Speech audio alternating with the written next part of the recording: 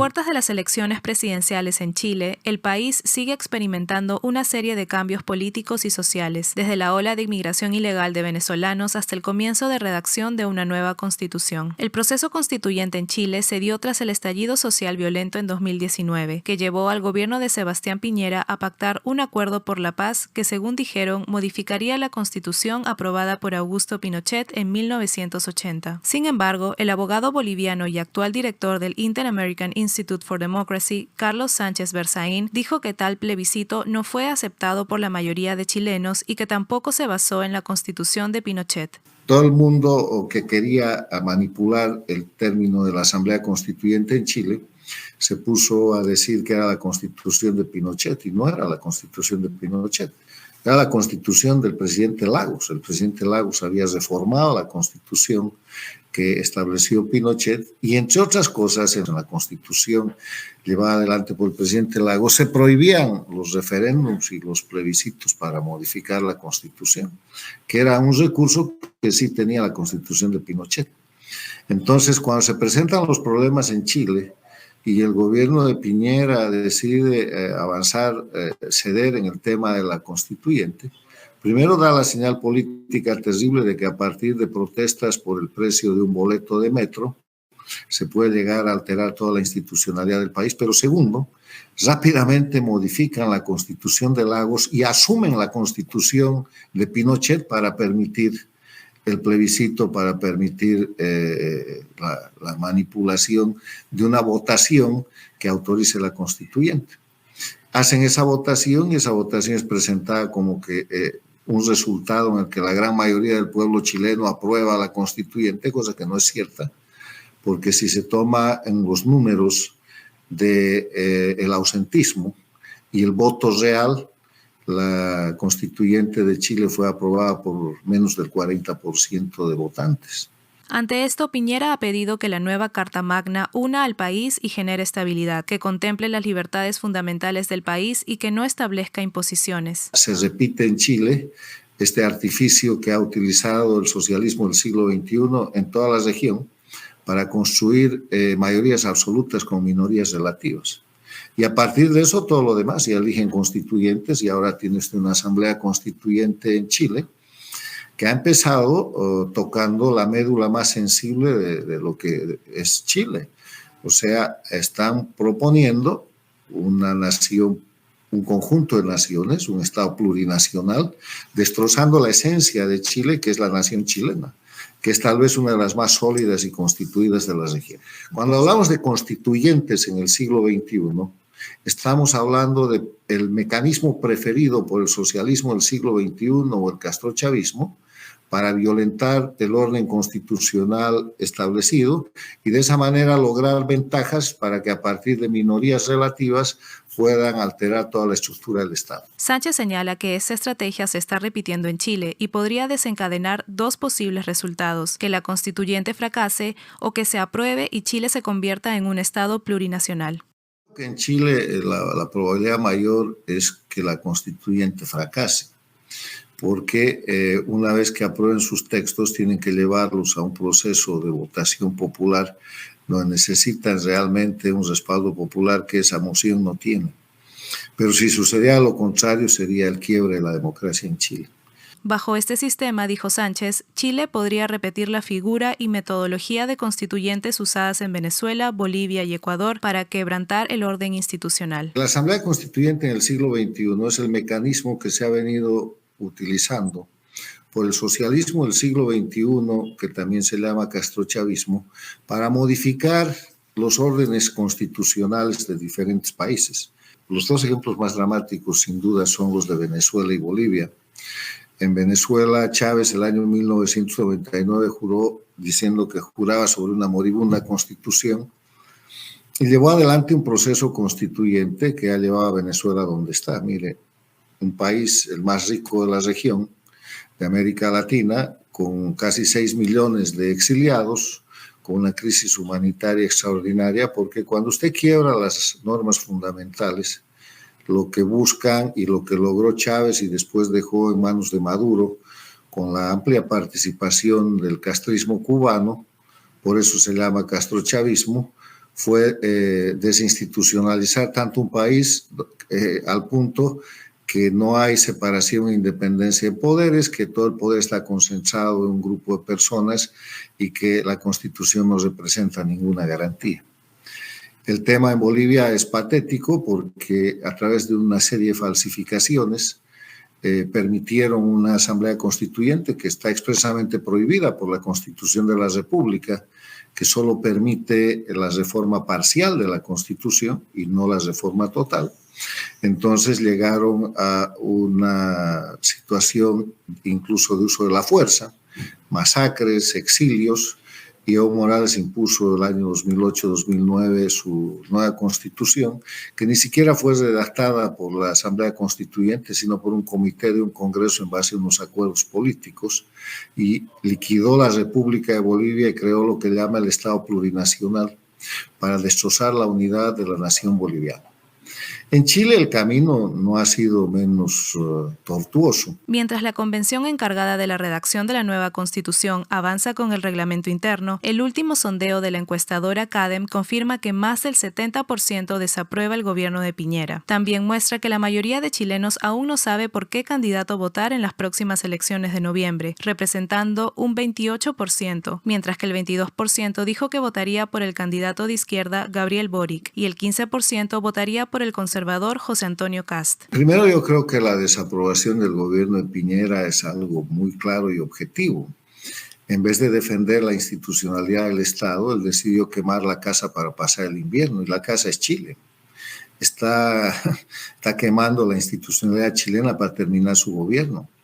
La diferencia entre un político y un estadista es que el político está pensando en la próxima elección, en cómo va a terminar su gobierno.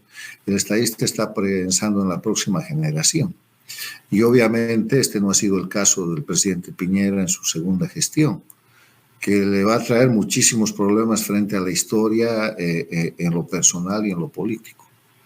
Ahora, este proceso electoral en el que está avanzando Chile está en ese marco de crisis. Esta es una elección en crisis institucional, esta es una elección de confrontación y esta es una elección de gran desconfianza. Ese 28% de la gente que no se ha decidido es gente que está en un proceso de desconfianza muy grande. Lo que yo pronostico es que si no hay una acción realmente activa, el ausentismo va a ser muy grande y cualquier cosa puede pasar. Ojalá que el pueblo chileno tenga la capacidad de entender que es en las elecciones donde tiene un recurso para mantener su fortaleza y su institucionalidad, y ojalá que no se repita en Chile esta magia criminosa que practica el socialismo del siglo XXI, que es la de que a partir de minorías relativas construye mayorías absolutas y controla totalmente el poder. Lo de Chile está por verse, pero es una de las elecciones más críticas que ha tenido ese país. En temas de la inmigración, las encuestas muestran que más del 50% piensa que la inmigración ilegal es mala y más del 60% pide más restricciones migratorias. Sin embargo, la mayoría de chilenos también rechaza las acciones violentas contra los venezolanos en Iquique. ¿Qué pasa en los países que tienen inestabilidad política porque no hay garantía de democracia? La gente se va. Entonces, el problema de la migración en Chile no es un problema de Chile, es un problema de la región producido por la falta de democracia y por el crecimiento del castrochavismo. Y hay dos maneras de ver el problema de la migración. ¿Quieren ver el síntoma o quieren ver la causa? Ver el síntoma es lo más fácil, es decir, sí, aquí hay 27% de migrantes, vienen haitianos, vienen venezolanos, es un problema de frontera, hay que tener condiciones de humanidad con ellos, otros dirán que hay que sacarlos. Bueno, ese es el síntoma. La causa es dictadura. Lo que tienen que empezar a pensar los gobiernos de Latinoamérica, el gobierno de México, que hace de Celestino con las dictaduras y que está al servicio de las dictaduras, el gobierno de Argentina, que hace lo mismo, los gobiernos que sustentan, soportan y ayudan a las dictaduras es que están ayudando a que estas situaciones que terminan perjudicando a sus pueblos, a sus economías y a sus propios sistemas crezcan. La posición del gobierno de Chile con relación a las dictaduras en América Latina, la del gobierno de Piñera, nunca ha sido clara. Ha vivido de la mano con la dictadura de Evo Morales en Bolivia, nunca la ha señalado como una dictadura. ha sido en determinado momento tolerante con la dictadura de Venezuela hasta que formó parte del Grupo de Lima, pero tampoco se han tomado decisiones efectivas para cesar la dictadura en Venezuela. O sea, mientras los venezolanos no puedan volver a Venezuela o no prefieran quedarse en Venezuela porque tienen mínimas garantías de libertad, van a ir a todas partes, incluido Chile. El abogado boliviano dijo que no se puede criticar a los gobiernos que deciden cerrar sus fronteras, ya que dentro de ese flujo migratorio también se encuentra un gran porcentaje de crímenes y desestabilización política. Sin embargo, dijo que es una situación lamentable para quienes escapan de la dictadura en sus países. Dejemos de trabajar el síntoma, trabajemos la causa. Hay que acabar con las dictaduras de la región y las migraciones van a cesar. Hay que acabar con los narcoestados de la región y las migraciones van a cesar. Hay que devolverles a los pueblos seguridad, libertad, futuro, capacidad de vivir y desarrollarse y ganarse la vida y pensar en que sus hijos pueden tener un futuro en su propio país. De eso se trata. Deseo al pueblo chileno la mejor de las suertes. Este es un momento muy crítico para su futuro y espero que puedan tomar una definición que defienda y consolide su nación, su país, ese país que sigue siendo un ejemplo de desarrollo, pero que ahora ha sido llevado a una crisis que a mí me parece una irresponsabilidad y una ausencia de liderazgo muy grave. En un contexto latinoamericano, las asambleas constituyentes han sido el método de las dictaduras para llegar y mantenerse en el poder, dijo Sánchez. Con el movimiento populista liderado por Venezuela y Cuba a finales de los 90, empezó un proceso que buscó el poder en toda la región, produciendo varios derrocamientos presidenciales. Entonces se produce la tormenta perfecta, la democracia latinoamericana es agredida y no hay mecanismos de defensa. La confrontación en el siglo XXI es entre dictadura y democracia, una democracia que se defiende y que va ganando espacios, pero una dictadura que no cesa, porque aunque han quebrado, han llevado a la miseria, a la crisis humanitaria, son violadores de derechos humanos, tienen presos políticos, tienen exiliados políticos, están señalados internacionalmente como narcoestados y grupos de delincuencia organizada, y estoy hablando de Cuba, Venezuela, Bolivia y Nicaragua, siguen detentando el poder.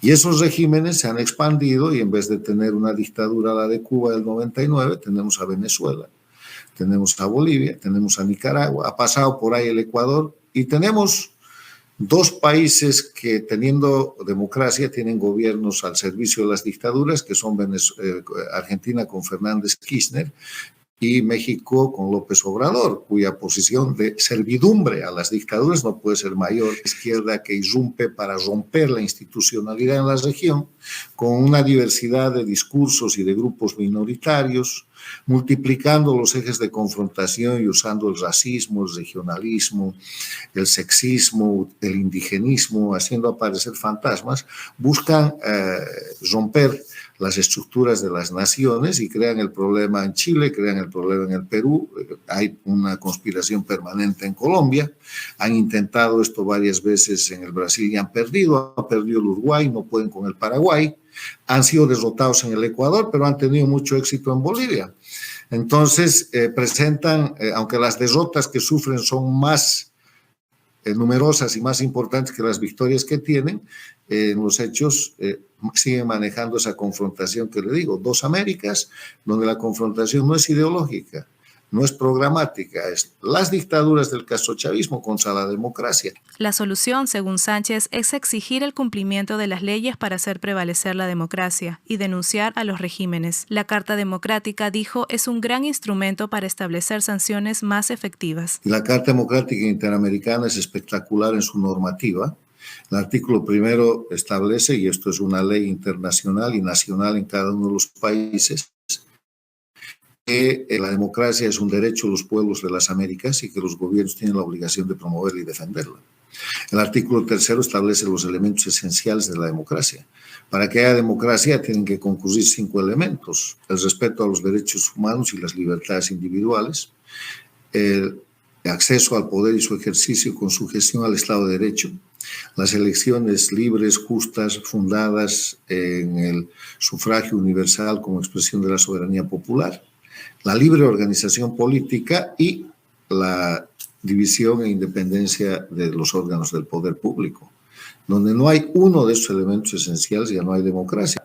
Aunque se ha puesto en marcha, en el caso del dictador venezolano, la Convención de Palermo contra la delincuencia organizada transnacional, y está buscado internacionalmente por tribunales de Nueva York y de la Florida con $15 millones de premio por su recompensa, que se da el lujo de ser protegido por el gobierno de López Obrador y por López Obrador de México, y se presenta en México y no pasa nada. Y México, que tiene acuerdos bilaterales de extradición con Estados Unidos, que tiene un tratado de libre comercio con cláusula de derechos humanos y que es parte de la Convención de Palermo, simplemente no cumple ninguna de esas tres convenciones y se burla de aquel. También dijo que aunque las democracias están venciendo a las dictaduras, estas últimas aún se sostienen en base a la fuerza y por la complicidad de algunos gobiernos democráticos. Económicamente esos países están liquidados porque las dictaduras los han liquidado. Políticamente no tienen ningún respaldo popular. El respaldo popular del dictador en Cuba debe ser de menos del 10%, es un respaldo casi familiar. El 11 de julio lo demuestra así, y la represión monstruosa aplicando terrorismo de Estado y cometiendo crímenes de lesa humanidad que todavía se ejecuta en Cuba lo certifica. La popularidad de Maduro no debe ser del 5%. El respaldo popular en Bolivia está por debajo del 20%, y Nicaragua es el ejemplo más horrible, porque para llevar adelante una elección que viene ahora el próximo 7 de noviembre, ha tenido que encarcelar a todos los miembros de la oposición y hacer una elección para él. Y eso es la muestra más clara de que la dupla dictatorial en Nicaragua de Ortega y Murillo no es capaz de ganar una elección porque no tiene ni 10% del respaldo popular. Lo hecho por López Obrador en México es vergonzoso. Lo que hace el gobierno de la Argentina respaldando las dictaduras es una vergüenza gigantesca. Se han separado de lo que es el reconocimiento del presidente Guaidó y están apoyando abiertamente la usurpación con todos esos crímenes.